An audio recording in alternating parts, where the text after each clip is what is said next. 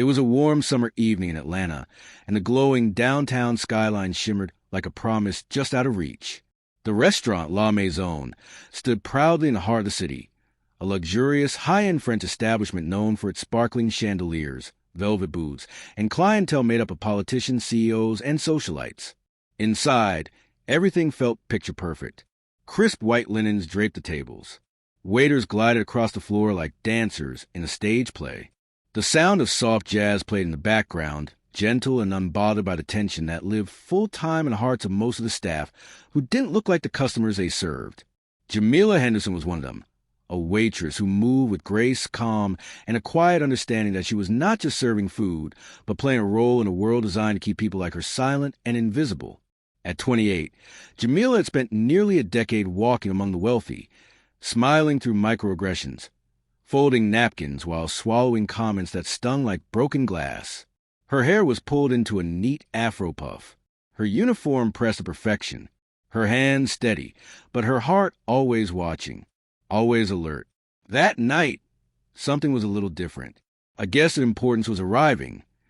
Peter Langford, a white billionaire CEO of a leading tech company and a controversial figure in news headlines. Until tonight, Jamila had only seen him on television, talking about AI, stock market breakthroughs, and philanthropy that never quite seemed to reach the neighborhoods where her brothers still lived. The room buzzed with the energy of wealth and anticipation. Jamila, assigned to his table, didn't flinch. She handled the job the same way she always did, with professional poise and no expectation that he'd look her in the eyes or ask her name. Most didn't. Why would he? As Langford arrived, flanked by 2 bodyguards, Jamila moved about her duties. She offered water, wine, adjusted cutlery, and watched him closely, not out of admiration but instinct. Years of living as a black woman had taught her to observe people for their intentions, not their titles. Something about his presence felt forced, as if even he didn't want to be there but had to make some kind of quiet public appearance. The restaurant settled into an elegant hum, soft conversations floating between wine glasses and steak knives. Then a shift. At first, Jamila noticed it as a vibration, like the room holding its breath. The door creaked open again and 5 men in black suits entered. They didn't pause at the hostess stand. They didn't look at the menu. They didn't belong. There was tension in their shoulders, hurried steps, and sharp eyes that darted past servers and headed straight toward Langford's table. Her table. Her grip on the tray stiffened. In just a heartbeat, everything in her body screamed. Danger. She stepped slightly forward, her trained instincts from another life taking over, a life so far removed from this restaurant that she nearly forgot it existed. But it did, deep inside her. Behind every polite yes, sir, and every forced smile, there lay a fire barely tamed. The men reached the table. One shouted Langford's name. Another pulled something from his coat pocket. For a terrifying moment, Jamila thought it was a weapon. Her body moved before her mind could even catch up. She stepped between the first man and the CEO. Sir, this isn't your table. I'm going to have to ask you to leave. They barely looked at her. The man in front shoved at her shoulder, trying to push past her like she was nothing, just some waitress in the way of something bigger. But then everything changed. The moment his hand touched her, Jamila reacted. Fast, precise, controlled. In 3 swift movements, she twisted his wrist, knocked him sideways, and positioned herself between the others with a stance that belonged to the ring, not a restaurant. Gasps echoed across the room. Utensils dropped. Someone screamed. The bodyguards reacted, but it was too late. Jamila already had the situation in hand. Torso firm, eyes locked, adrenaline rising like a wave pulsing through her limbs. The man she tossed lay stunned on the ground. His friends hesitated. They looked at her, confused, as if suddenly realizing she was not what they thought she was. And that was the moment that dug deepest. Even now, in the middle of what could have been a deadly attack, they saw her as unimportant, disposable, background noise. She should have been afraid. She should have stepped back. Let the rich folks handle their drama. But she didn't, because Jamila had been fighting since she was 14, not in restaurants, but in boxing rings. Her father taught her until he was gone, and then she taught herself. She gave it all up when her mother died from a heart condition, and her 3 younger siblings needed her to be more than a fighter. They needed her to be a provider, a guide, a protector. So she folded her dreams into silence and became what the world told her to be: agreeable, quiet, undeniably professional. But now, this moment, it brought her back to herself. Every moment of pain, of being called girl instead of ma'am, every time someone waved her away like she was a bother, it rose up in her like thunder in her chest. And still, despite all of it, there was kindness. Yes, she protected Peter Langford, but not because he was rich. She did it because no one should be injured in front of her, no matter how high their position or how much the world bent over for them. She did it because her mother always told her, "Child, you don't treat people right for what they have.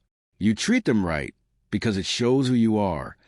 The attackers were finally subdued, mostly stunned that a waitress had taken them down faster than 2 trained bodyguards. Police were called. Langford looked at Jamila, dazed, not from fear, but from shock. He asked her name. Some customers applauded.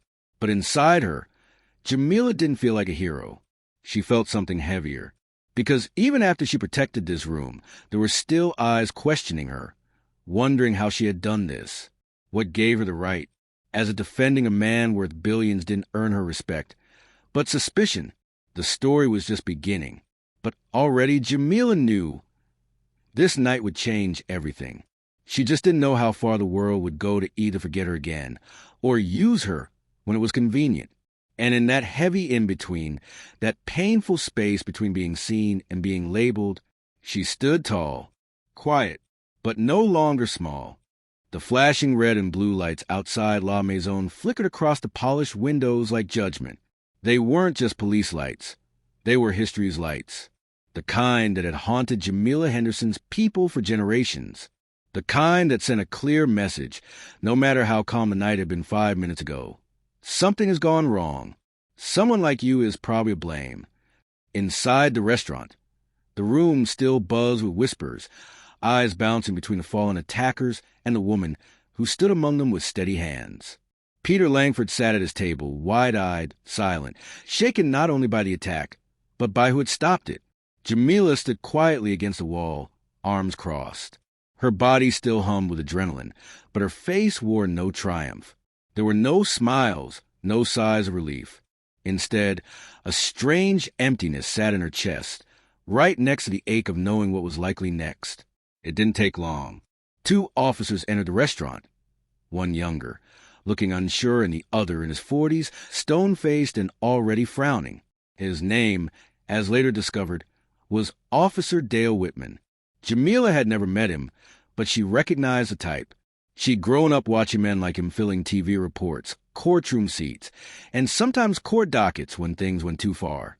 Peter Langford tried to speak first. "She saved me," he said firmly, standing and walking toward the officers. "I want to be very clear. If that woman had not acted, I might be unconscious, or worse." The officer looked at Langford, then at Jamila, and with a tone that wasn't surprised but tired, resigned, he muttered, "We'll sort that out." Sort what out? Jamila didn't resist. She didn't argue when they asked her to step outside. She didn't flinch when they pulled out handcuffs, because by now she understood how this world worked. You follow the rules, do everything right, and still, some badge, somewhere, decides you're the threat in the room. She heard gas around her, voices rising. Why is she being cuffed? She saved the guy. This ain't right. This woman just protected everyone. But it didn't matter. The handcuffs went on anyway. Cold metal lined her skin, just like the cold shoulders she'd known all her life. She saw Peter Langford following outside, arguing now, loudly, "You're making a mistake. You're embarrassing this woman." But she also knew this wasn't about him anymore. It wouldn't be the first time a black woman was arrested in front of cameras while saving someone's life. They sat her in the back of the police car, door open, light on her face. That's when the questions started. Question after question, more like accusations in an attempt to understand what her background was, where she learned to fight like that, what made her react without waiting for help. Did she know the attackers? Were they connected to her? She didn't yell. She didn't cry. She just answered, calmly, with dignity.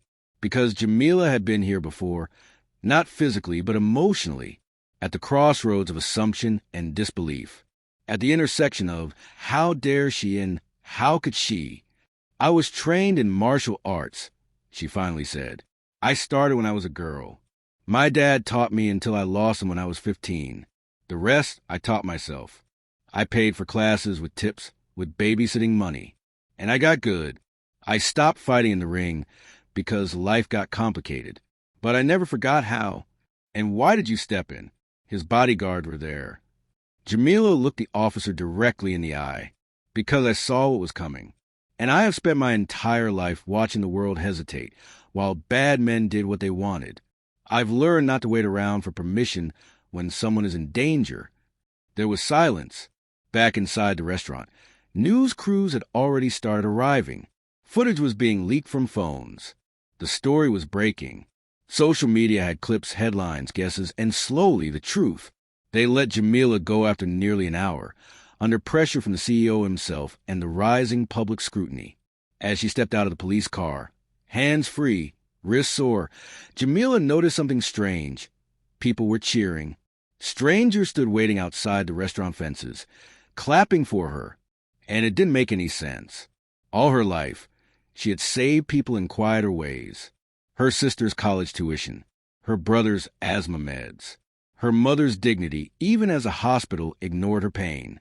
Jamila had been a protector for years, and no one clapped. Now they did. Peter Langford came to her again, with softness this time, not superiority. I owe you more than gratitude, he said, and an apology for what you just went through tonight. She didn't say much, just a short nod, because apologies don't rewind humiliation, and gratitude doesn't undo the chain of assumptions that almost put her in a cold jail cell for doing what was right. That night, she walked home slowly under the city lights, refusing to take the car Langford offered. She needed space, not luxury. She passed by the corner where Officer Whitman had parked. He watched her go. She didn't look back. As she reached her block, the noise fading behind her, Jamila stopped at a small mural in the park. It was painted by kids from the local school, bright colors of strength, resistance, kindness. A black girl in the center, her afro shaped like a crown. Jamila looked at it for a long moment. Then she said to herself, in a low voice only the wind could hear, "They'll want to label me now. Hero, fighter, savior. But I'm still me. I'm a sister, a daughter. I serve food and fold napkins and sometimes punch bad men in the chest when no one else will." Tears welled up in her eyes, not from sadness, but from the kind of quiet heartbreak that comes from always being ready to be brave, even when nobody sees you. And that's when she made a decision. This story wouldn't end here, with applause, handcuffs, and confusion. No, she would tell it fully. Make sure people knew not just what happened, but who it happened to, because being brave was never about power. Not for her. It was about kindness, even when others gave none. It was about protection, even when no one protected her.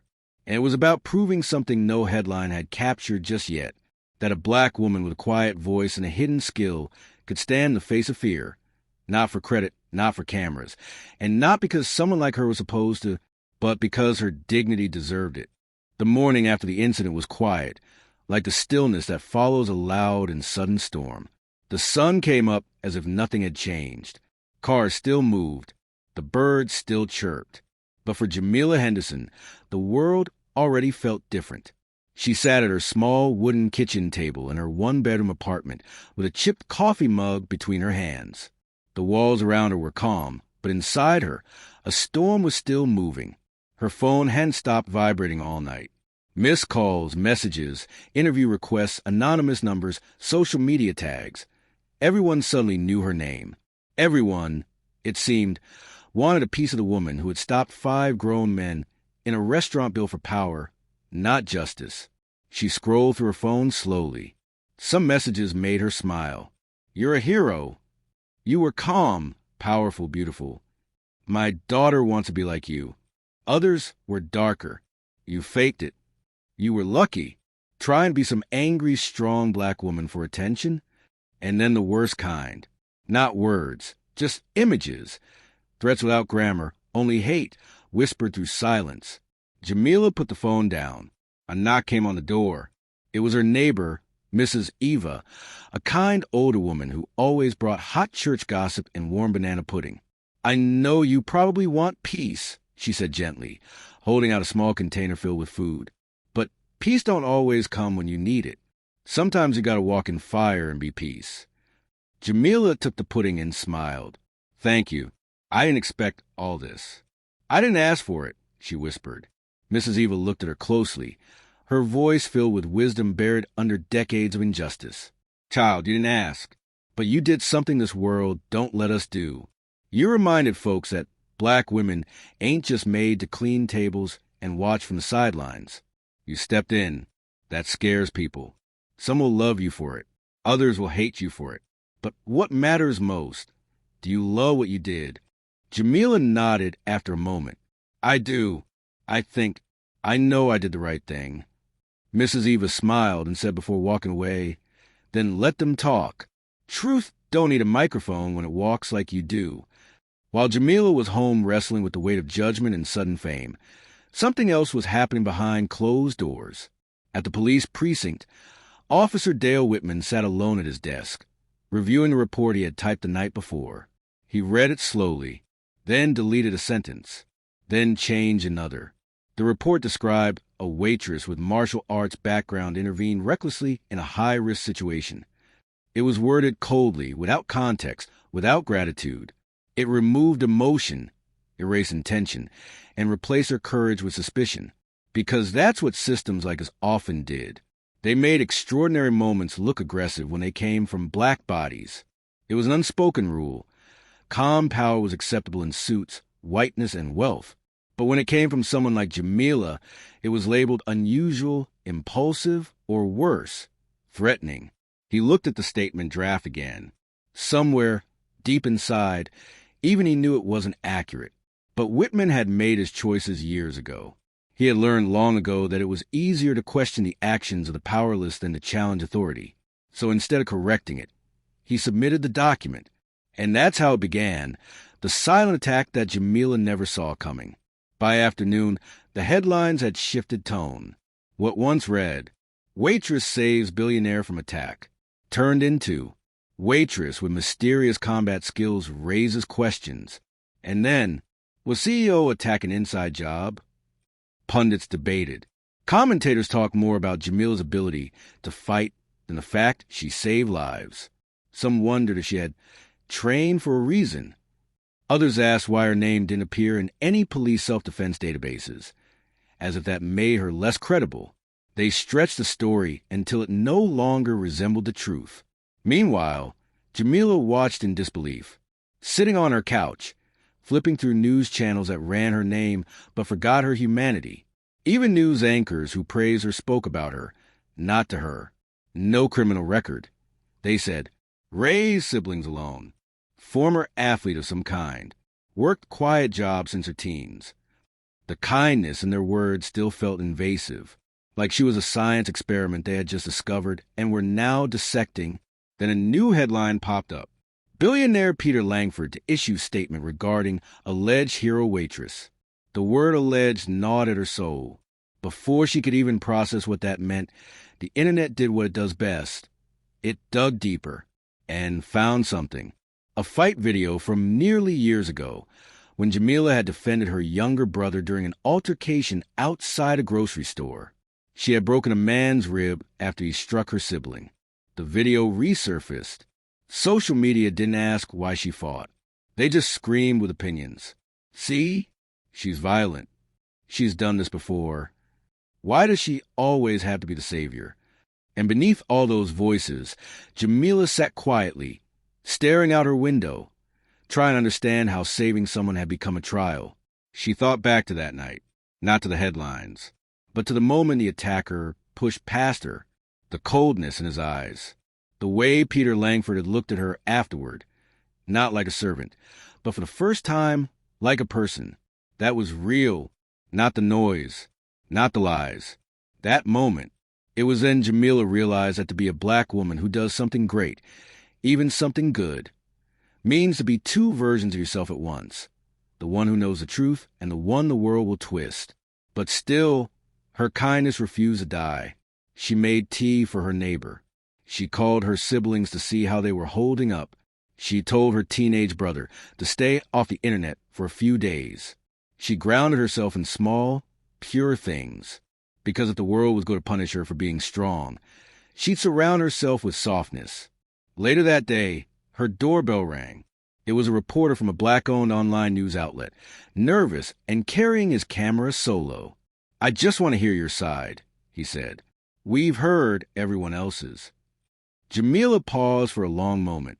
Then she opened the door fully. "Come in," she said. "Sit down. I've been waiting for someone to actually see me, not just talk about me." And finally she would speak. Not to prove she wasn't a threat. Not to beg for reputation. But to tell the truth. Because when you survive a world that sees your kindness as a weakness and your courage as aggression, telling your own story becomes the greatest act of defiance. The first time Jamila spoke publicly wasn't on a big stage. It wasn't on national television. It wasn't in front of a microphone. It was in her own living room, 2 days after the incident, sitting across from a young black journalist named Reggie, whose camera looked like it was held together by tape and hope. He was nervous but respectful. She was tired but ready, not hungry for attention, hungry for truth. Reggie didn't treat her like a celebrity. He didn't call her a hero or fighter. He just asked quietly, "Would you like to share your heart today?" Jamila paused.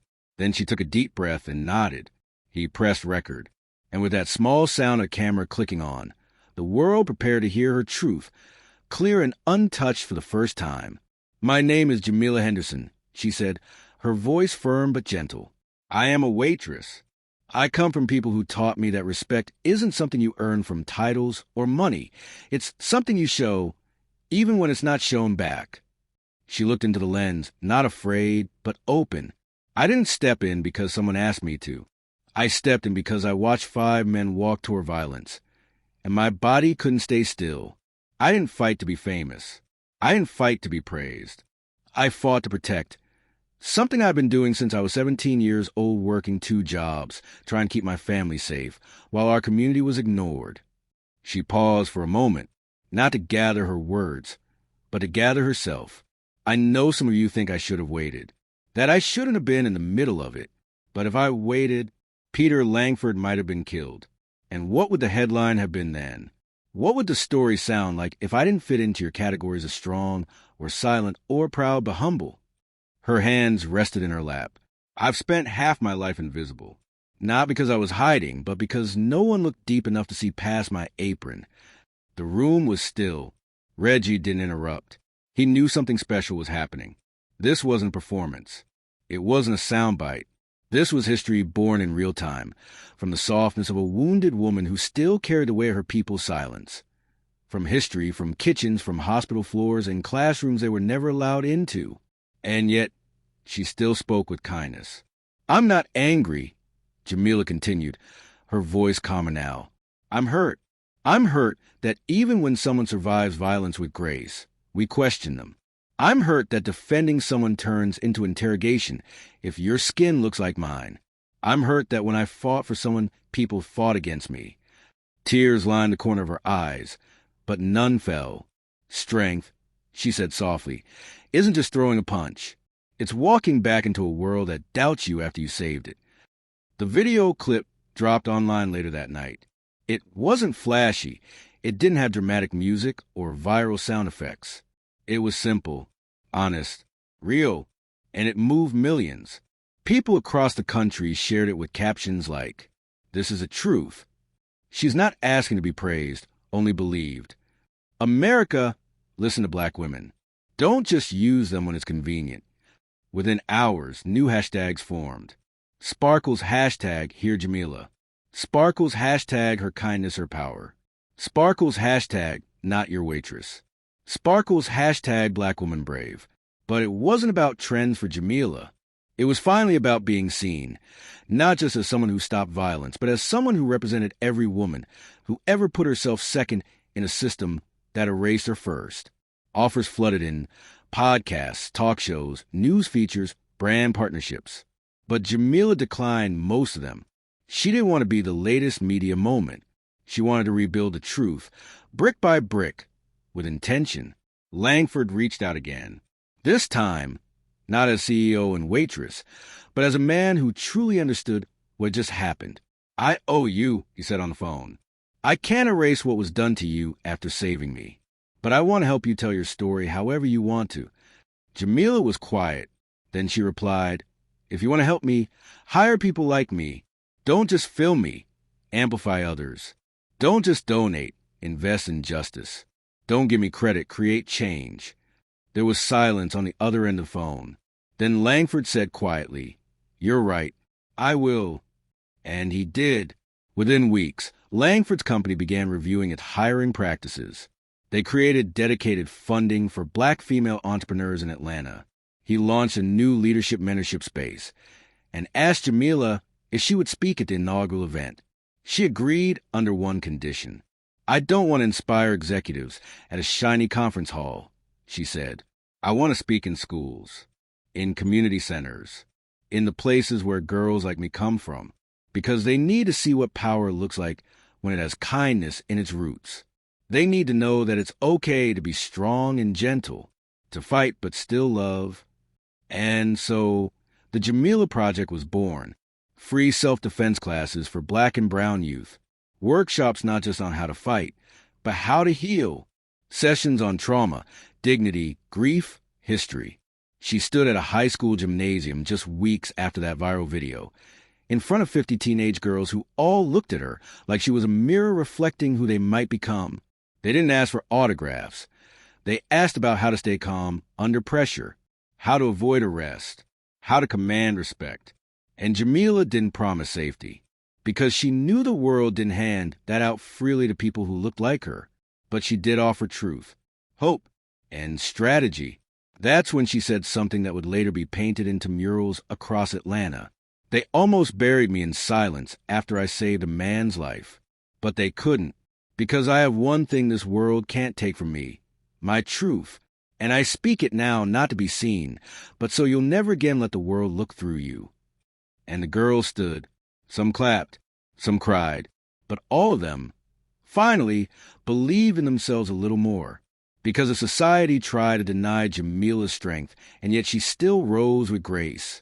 Then maybe they could too. It had been one full year. 12 months, and the storm of chaos descended into the elegant stillness of La Maison, that luxury restaurant where Jamila Henderson once served expensive desserts to people who barely looked her in the eye. 12 months since 5 men tried to harm a billionaire and walked straight into protective fire, waiting inside a woman everyone had called just a waitress. In that year, the world had changed around her, not in dramatic explosions or movie-style scenes, but in small, significant ways. In policy meetings, in classrooms, in dinner conversations between fathers and daughters, in mirror reflections where young Black girls now saw a different kind of possible. Jamila stood in front of a new building in downtown Atlanta. It wasn't tall or flashy, no glowing lights, no golden doors. Just a sturdy place made of red brick, soft lighting, and hope. Above the entrance, a simple black and gold sign read, "The Jamila Center. Courage, healing, power." On the steps outside, girls of every shade from cocoa to honey brown sat chatting, tightening ponytails, laughing as they finished up a self-defense workshop. Inside, mothers signed up for mental health sessions, boys played chess quietly in the back, and counselors handed out kind notes, small paper messages of affirmation written by volunteers every week. But Jamila, she stood quietly near the garden out front, her hands in her coat pocket, watching it all, not as someone demanding praise, but as someone grateful the world had once stopped to listen. And it all started, not from her fists, but from her heart. She hadn't sought any of this. In fact, for weeks after her name was thrown into headlines, she wanted to disappear. But something wouldn't let her. Maybe it was her ancestors. Maybe it was her mother's old voice in her head. Or maybe it was that little girl inside herself that had once begged the world to truly, finally see her. And now they did. But not because she was loud. Because she wasn't afraid anymore to be soft and fearless at the same time. The Jamila Project now trained over 2,000 girls a year across 3 cities. It wasn't just about fighting back. It was about knowing your worth before someone forces you to defend it. She walked inside, greeting familiar faces. Her staff, all women of color, operated like family. There was laughter in the halls, not policies on paper. There was empowerment in every interaction, from the shy 9-year-old being taught how to say no with her chest up and chin high, to the 40-something woman realizing she could still dream after surviving a divorce and 4 jobs that tried to break her. There was something healing in this building that no billionaire could buy. But that day was different. Peter Langford was visiting again, not as some savior with a checkbook, but as a man who had listened, learned, and placed his money where his morality now stood. He walked into the lobby, simpler now than before, no guards, no entourage. Just a humble man trying to do right by the woman who had once stood between him and danger. They met with a smile that said everything. "We've come far." Peter noticed the hallways full of joy and voices, not silence. "You did more with this story than PR ever could," he said quietly. Jamila glanced at the sunflower mural a group of teenage volunteers had painted in one of the lounges. Each sunflower carried the name of a woman from their community who'd shown extraordinary strength, not on the news, but in neighborhoods, kitchens, classrooms, and fields. "I didn't want a story," she replied softly. "I wanted my people to finally write their own." Peter nodded and walked with her toward the community reading area. "What can I do next?" he asked genuinely. Jamila turned to him, the same steadiness in her eyes as the night. She stood between him and harm. "Start where you are," she said. "Empower the quiet ones in your offices. Give chances to the ones who've been waiting too long for someone to believe they're more than a background character. Pause. And never forget what it almost cost me for the world to even pause and say I was right." Peter's jaw tensed slightly. The guilt he still carried wasn't performative. It was real, but she didn't need him to suffer under it anymore. She'd seen too much sadness in her life. She was about rising, not revenge. As he left, he turned back one last time and told her, "You saved me that night, not just from the attackers. You woke me up to the world I never saw clearly before. Thank you." Jamila simply nodded, because she'd already moved on from needing validation. Her joy now lived in legacy. That evening, she hosted a candlelight circle outside the center, a monthly ritual now. Dozens gathered, some just passers-by, others parents. Many were survivors of things they never told anyone. There was no podium, no microphones, just people and light. Jamila stood with her palms open, forgiving the past, embracing the future. "I want to leave you with this tonight," she said, looking around at the faces, black, brown, some white, some dotted with tears. They said I was too quiet to matter, too polite to be powerful, too soft to protect. But they were wrong. And the truth is, that day didn't make me stronger. I was already strong. That day just gave the world a reason to finally notice. She looked down briefly, searching for the words she wanted every soul out there to remember. Not just tonight, but every time the world tried to dim them. Don't wait for an attack to show the world who you are. Don't let systems tell you your kindness is weakness. And don't ever think being underestimated is the end of the story. It's often just the beginning of a better one. Cheers, tears, hugs, warmth. She closed her eyes for a moment and allowed herself to feel it. Peace. Not perfect, not permanent, but real. And that night, for the first time in many years, Jamila walked home under quiet stars, unafraid. Not because the world suddenly became fair, but because she had finally become free. Free from having to prove she belonged. Free from shrinking. Free from pain defining her. She was no longer the waitress who stopped 5 men. She was the woman who started something greater, and that would live longer than any headline ever could.